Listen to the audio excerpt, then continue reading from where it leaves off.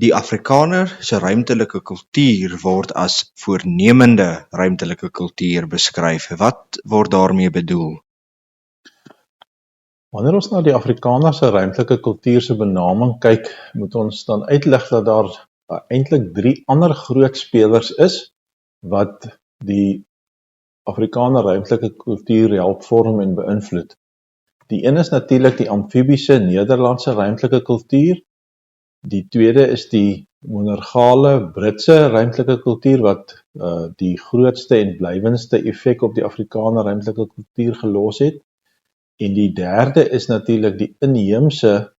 ruimtelike kulture. Mens kan dit in die meervoud sê, dit verskil onderlings, maar ten opsigte van die Afrikaner het dit die gemeenskaplike element dat gemeenskapsgrond wel ook by die inheemse ruimtelike kulture erken kan word. Die Afrikaner ruimtelike kultuur is in daardie sin ook inheems, in die sin dat dit 'n eie ontstaan hier aan die suidpunt van Afrika gehad het. Wanneer die Afrikaner se ruimtelike kultuur as voornemende ruimtelike kultuur beskryf word, lig dit 2 wortels uit waarsonder die Afrikaner ruimtelike kultuur nie verstaan kan word nie. Dit is duidelik wanneer mens die geskiedenis van die Afrikaner se wording nagaan,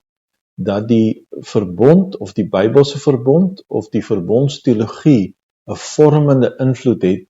op die Afrikaner se denke. Professor Herman Gilomee verwys in sy boek oor die Afrikaners, 'n biografie, op 'n paar plekke na hierdie vormende element wat die verbondsteologie op die Afrikaner gehad het. In kort kom dit daarop neer dat die Here se beloftes wat hy gemaak het en wat dan binne die Afrikaner se protestantse tradisie rondom die kinderdoop handel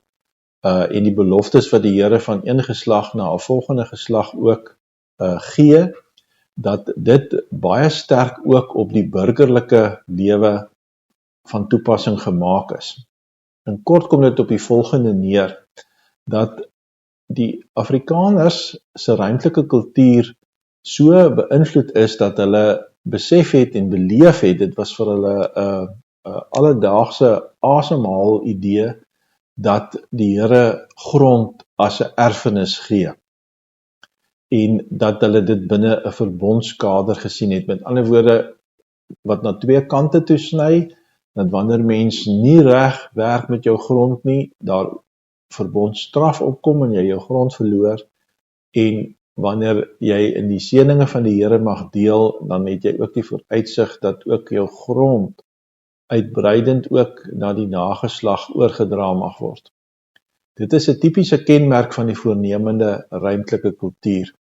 Die tweede punt wat eintlik die onderliggende is die geloof in die voorsienigheid van God, wat baie sterk vormend binne die Afrikaner nie net se kultuur is nie, maar in die Afrikaner se ruimtelike kultuur 'n kernelement is. Die idee dat God skep, dat die Here ook ruimte maak en dat die Here daar binne ook dan erfgrond gee om te bewoon en te bewerk, is wesenlik deel van die voornemende ruimtelike kultuur van die Afrikaner. Die voornemende ruimtelike kultuur van die Afrikaner het, soos ons genoem het, sy ontstaan gehad in die amfibiese Nederlandse kultuur, maar is die ergste misvorm en verwring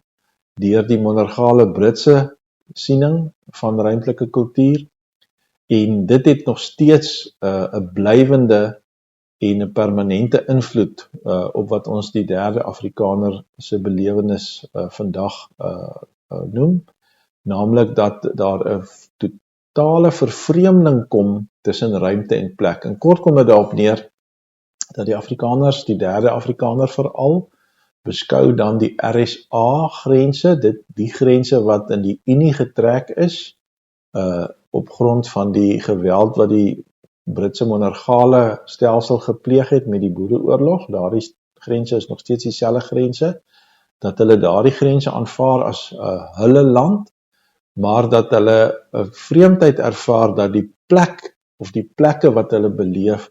nie verteenwoordigend is van die idee dat dit nog steeds hulle eiendom is nie, of hulle grond is nie. Daar is dus 'n spanning tussen ruimte en plek by die derde Afrikaner,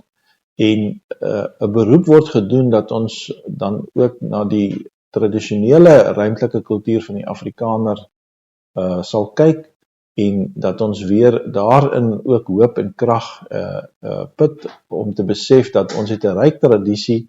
waar ons binne die voornemende ruimtelike kultuur ook nuwe moontlikhede kan ontsluit. In kort dus, dat die Here skep en regeer, dat die Here het in sy voorsienigheid ook beloftes gemaak aan sy kinders, en dat mens dit op 'n individuele vlak, maar ook op 'n kollektiewe vlak, jy kan dit dus ook op 'n gemeenskap, op 'n volksvlak van toepassing maak, en dat mens nie net van individuele grond praat nie, maar dat jy inderdaad ook nog mag en moet praat van volksgrond of gemeenskapsgrond, en dat mens dan ook die voorneme het om die erfenis wat die Here vir jou gee en beloof, dan ook in besit te neem. Met ander woorde, om dit soos 'n persent wat jy oopmaak, of 'n geskenk wat in jou beloof is, as jy dit oopmaak of ter hande neem, dat jy daai grond dan ook bewoon en dan ook bewerk. So dit is 'n herwinning van die verbondsidee,